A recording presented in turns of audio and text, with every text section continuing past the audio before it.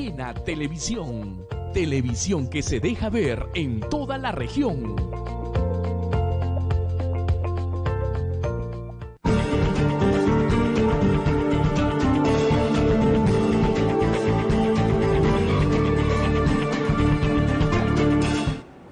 Hace unos días se realizó el GORE nacional, el gobierno nacional con los gobiernos regionales. Esta es una reunión de los gobernadores regionales con el Ejecutivo Nacional, el Consejo de Ministros casi en pleno, con el presidente de la República, en este caso Martín Vizcarra. En este GORE, como es de suponer y como así debe ser, estuvo Juan Carlos Morillo, gobernador regional de Ancash. Posteriormente, él hizo esta información donde manifestó que ratificaban, o Martín Vizcarra había ratificado los 200 millones ofrecidos anteriormente para Chinecas y los otros 300 millones para el sector agrario. Además, el anuncio de licitación de carreteras Huari, Siguas y Moro, Guaylas. La nota, dice el ministro de Agricultura, Gustavo Mostajo, ratificó el compromiso del presidente de la República, Martín Vizcarra Cornejo, de entregar 200 millones de soles para ejecutar el proyecto Chinecas, pero además aseguró el desembolso de otros 300 millones para impulsar el agro ancashino. Esto informó Juan Carlos Morillo, gobernador regional, tras reunirse con el titular del portafolio de Agricultura en el 10º GORE en Lima, en la cual la autoridad ancashina logró comprometer el financiamiento de 300 millones adicionales para la construcción de cochas o lagunas artificiales que se utilizarán como bebedores para ganado vacuno y lanar. Parte del financiamiento también será para ejecutar proyectos a través de agroideas, culminar canales de regadío abandonados e invertir en la siembra de los pastos naturales. También se coordinó con el ministro de Vivienda sobre la situación de la laguna de oxidación de Nuevo Chimbote y Casma. Bueno, hasta ahí sobre el agro y Chinecas. Sobre este tema vamos a escuchar el comentario de alguien que por su especialidad dedicado a diferentes sectores productivos y de la economía nacional, regional, conoce el sector agrario. Se trata del ex decano del Colegio de Economistas, el economista señor Yuri Vivar, quien está con nosotros, para comentarnos sobre esto que acabamos de mencionar. ¿Resulta importante? Claro que sí, es un anuncio de 200 millones para Chinecas, 300 millones para el sector agrario. Aun cuando se ha indicado más o menos en qué se va a orientar estos 300 millones, escuchar la opinión de alguien como el señor Vivar es importante. Señor Vivar, un gusto de tenerlo otra vez en el programa. Buenas noches. De igual modo, señor Serna, buenas noches. ¿Algún comentario sobre este que acabamos de comentar, de señalar? Sí, mire, nadie va a estar en desacuerdo.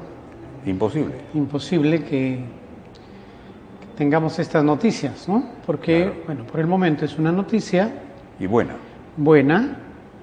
Esperamos que eso se convierta en dinero en efectivo, que se transfiera a la región. Por un lado, los 200 millones comprometidos por el presidente Vizcarra para avanzar el proyecto Chinecas. Y bueno, la noticia de hoy día que nos da el gobernador regional de los 300 millones para el agro. Claro, sería bueno saber si es que estos 300 son inmediatos o es fraccionado, es para los siguientes años, dentro del gobierno actual. Habría que precisar algunos temas como ese. En cualquiera de sus formas, bienvenido sea, porque la verdad es que necesitamos invertir en proyectos de realización de corto, de mediano y de largo plazo, más importante el mediano y el largo que lo inmediato, ¿no? Ya. Vuelvo a repetir, si es así me parece bien, habría que ver ya con precisión entonces cuándo vendrá el dinero Ya. y en qué se va a invertir. Ajá. Bueno, ¿en qué se va a invertir? Más o menos nos ha adelantado el gobernador regional en el sentido que, por ejemplo, se van a construir o se van a hacer bebederos de ganado, por ejemplo. Veamos, me da la impresión que eso sale cuando te dicen te voy a dar 300 millones, Ujú. ¿no? Entonces yo tengo que tener una respuesta para ver en qué lo voy a ejecutar. Ya. Importaría mucho de que si es que ese dinero va a llegar a la región, se estructure un plan para poder invertirlo bien. El sector agropecuario es un sector eminentemente generador de empleo rápido y de largo plazo, y de mediano y de largo plazo, casi permanente podríamos decirlo. Y eso es algo que siempre venimos reclamando. O sea, salir de sectores cortoplacistas o volátiles para sectores que van a ser sostenibles de nuestra economía en el tiempo. Y el sector agropecuario es aquel que nos va a proporcionar la materia prima para luego hacerlo agroindustrial. Por lo tanto, yo creo que si hay dinero para ello, hay que gastarlo efectivamente en proyectos de mediana y larga maduración, pero que el dinero no salga y no se gaste en pequeñas cosas, de tal modo de que pensemos en el futuro más que en la cuestión inmediata, ¿no?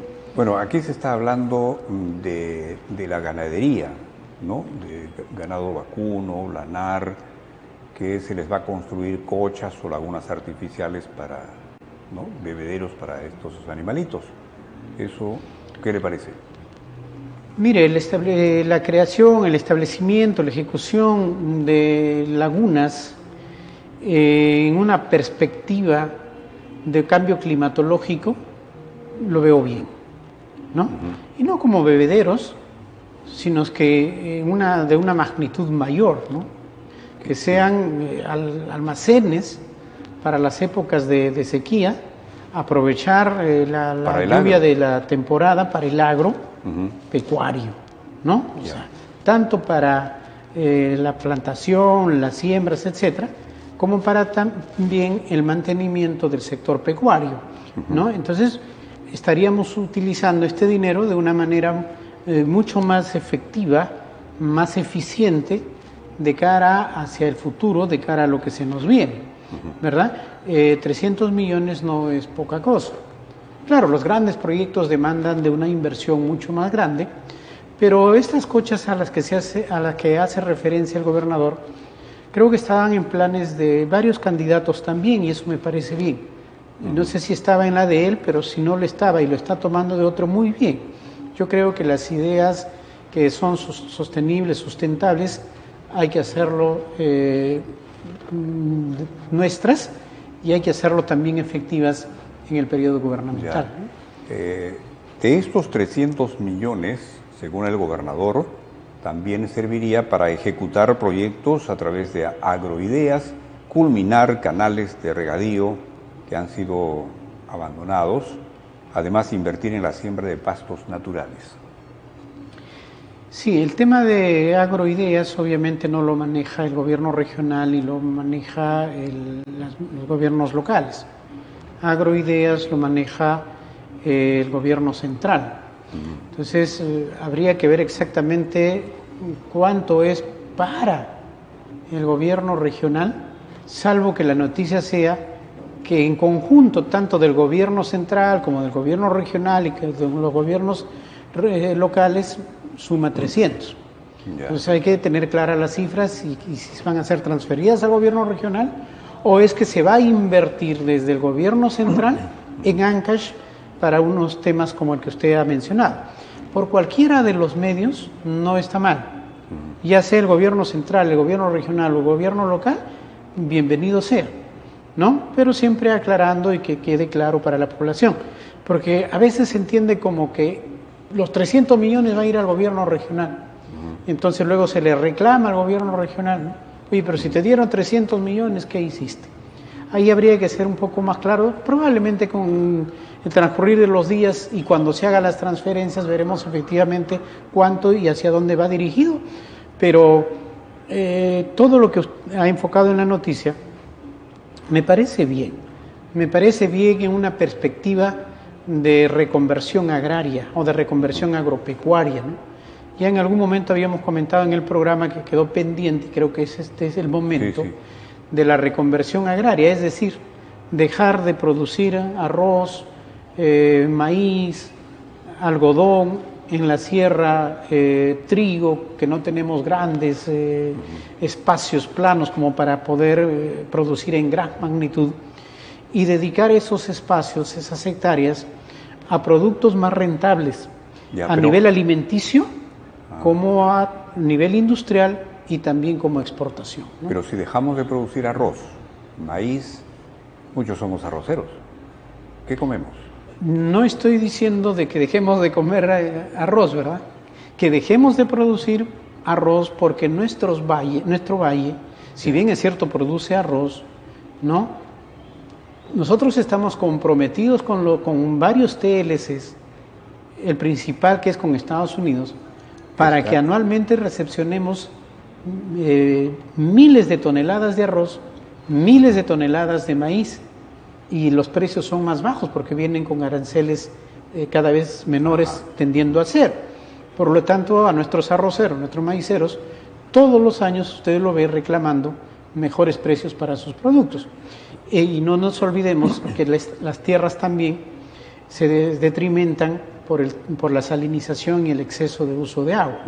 Entonces, si vamos a tener rentabilidad bajísima con la siembra de arroz y de maíz, ¿por qué no podemos dedicarlo a productos de mayor rentabilidad económica y de mejor rendimiento también alimenticio, ¿verdad? Señor Vivar, acá hay un detalle. ¿Por qué los agricultores no son ajenos? No es que desconozcan esto lo que usted acaba de decir, y lo saben perfectamente, pero ¿por qué insisten en maíz? ¿Por qué insisten en lo de siempre, arroz? ¿Por qué no migrar a otros sembríos? A ver, ahí hay algunas razones casi culturales, ¿no? O sea, estamos acostumbrados. Yo soy arrocero y punto. Así es. O sea, a lo que es seguro me va a producir algo, ya, ¿verdad? O sea, estoy casi seguro que con mis 4 hectáreas, mis 5 hectáreas de arroz o de maíz, si bien es cierto, no me voy a volver rico, voy a poder mantenerme en ese periodo.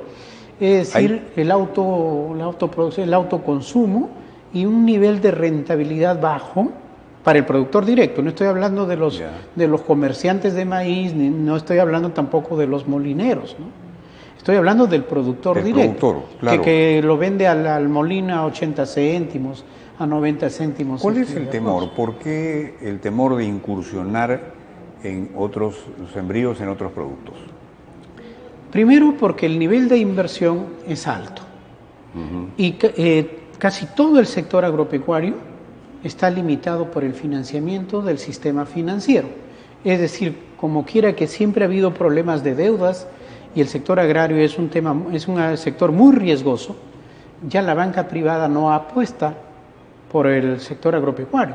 O sea, si usted va al banco de crédito, al Scotiabank, a solicitar préstamos para el agro, no le dan. Los únicos que le están dando son las cajas rurales y el agrobanco está casi quebrado. Por lo tanto, primero, la costumbre; segundo, el autoconsumo; tercero, la falta de financiamiento.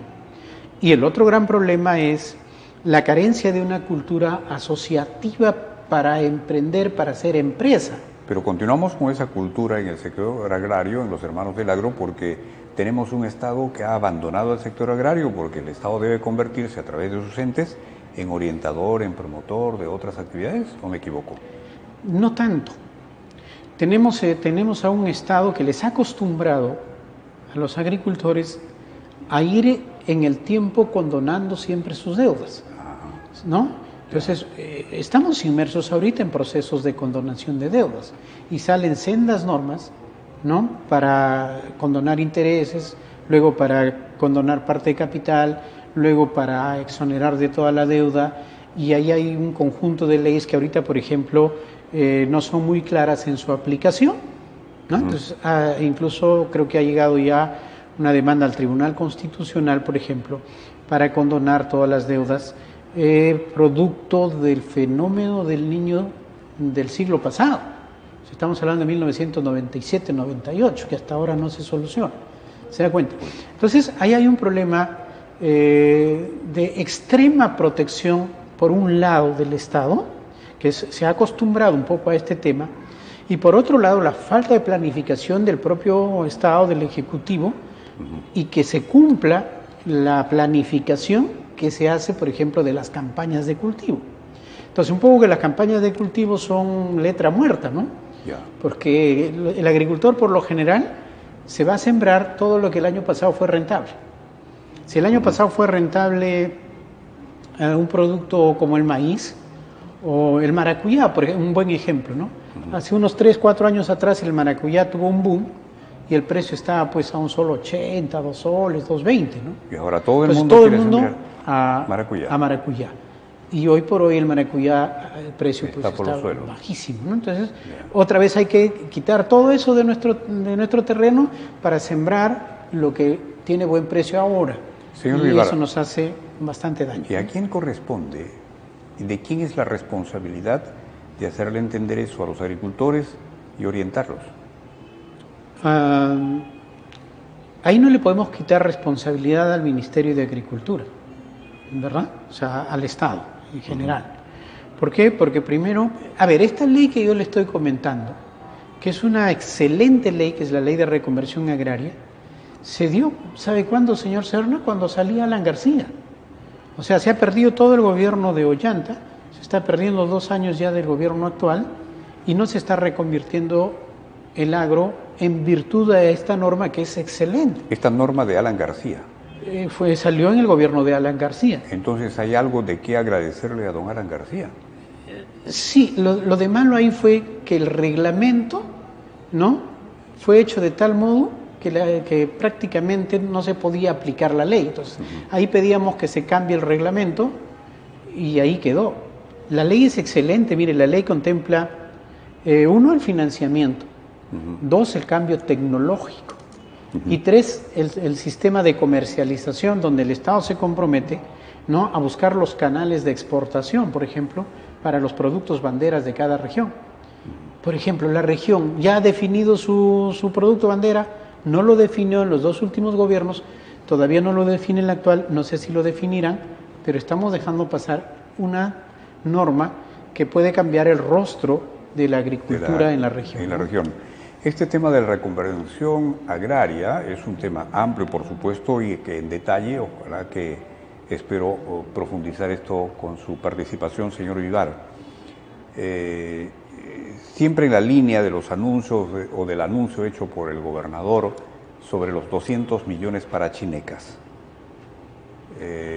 Bueno, ¿cómo hay que invertir según su perspectiva estos 200 millones? Los 200 millones están dirigidos, ojo, para invertir, ¿no? O sea, es dinero de inversión, no es dinero de gasto. Es decir, con esos 200 millones, entiendo, no se debe estar pagando planillas, ni incrementando planillas, nada por el estilo. O sea, deben ser dedicadas exclusivamente a la inversión. Y esa inversión significa, obviamente, el tema de la canalización, canales. Porque hasta donde entiendo, la propuesta es que con esa plata se llegue a Casma. Pero previo a ello, debemos definir claramente cuál es la situación real del proyecto Chinecas.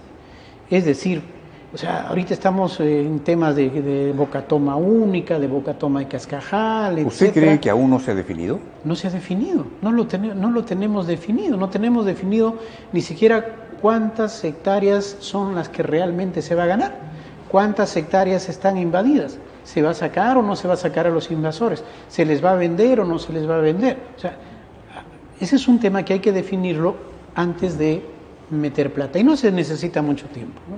¿Y qué se va a sembrar? Por supuesto, claro, ahí sí ya corresponde un poco al sector privado. O sea, una vez que se entienda, ellos deciden, se clarifique el tema de las invasiones y de la cantidad de hectáreas que se va a vender, se va a licitar, entonces serán ya los compradores los que definitivamente van a tener que decir qué es lo que van a sembrar, buscando su nivel de rentabilidad. Y ojo que ellos no van a ir a sembrar arroz, ojo que ellos no van a ir a sembrar maíz, lo podrá ver en Chavimochi, ¿no? Sí, pues. ¿no? Entonces, creo que ahí ya habría un proceso de reconversión que estamos hablando, ¿no? Y realmente, Chavimochic, ¿qué tan beneficioso ha resultado para la economía de la población liberteña? Para el bolsillo del liberteño. A nivel macroeconómico, Chavimochic obviamente da buenos resultados en el PBI de la Libertad, ¿no? La minería y la agroindustria en la Libertad tienen excelentes indicadores macroeconómicos. ¿Quiénes son los que más han sido afectados en esta vorágine de Chavimochic? Son los que hasta antes de ellos se llamaban los pequeños agricultores, que tampoco eran tan pequeños, ¿no? Aquí en Ancash hay pequeños agricultores, tienen 4 hectáreas, 5 hectáreas, 10 hectáreas. Los pequeños agricultores en la Libertad se llamaban aquellos que tenían 40, 60, 80, ¿no? Entonces ellos dicen, nos hemos visto afectados. ¿Por qué? Porque ahora nosotros sembramos caña, plantamos caña y tenemos que venderlo a Laredo, a Casa Grande, a Cartavia, ¿no? Pero es parte del crecimiento macroeconómico que ha sufrido la Libertad. Y por lo tanto ellos tienen niveles de rentabilidad también conforme lo tienen los otros. Ahí se ha incrementado el empleo, tanto que la Libertad ahora goza de pleno empleo. Usted sabe que vienen ómnibus todas las mañanas a llevar gente, claro, de Santa, de Cosco, de Chimbote, ¿no? Entonces ellos han llegado al pleno empleo. Otro tema es cuánto les pagan a ellos y si respetan sus condiciones laborales. Pero ya ese es un tema del Ministerio de Trabajo, en fin. Pero hay pleno empleo, hay crecimiento económico y se han desarrollado las ciudades como Chao, ¿verdad? Como Virú, como San José, ¿no? Probablemente un poco desordenadas, pero ya ese es un tema de gobiernos locales, ¿no? Señor Vivar, eternamente agradecido por su presencia y su tiempo. Muchas gracias. A usted siempre a disposición, ¿no? Esperamos tenerlo pronto para detallar esto de la reconversión agraria y otros temas que se torna extremadamente interesante cuando conversamos con el señor Vivar aquí en el programa. Reiteramos nuestro agradecimiento y para tenerlo pronto aquí en el programa. Vamos a una breve pausa y continuamos.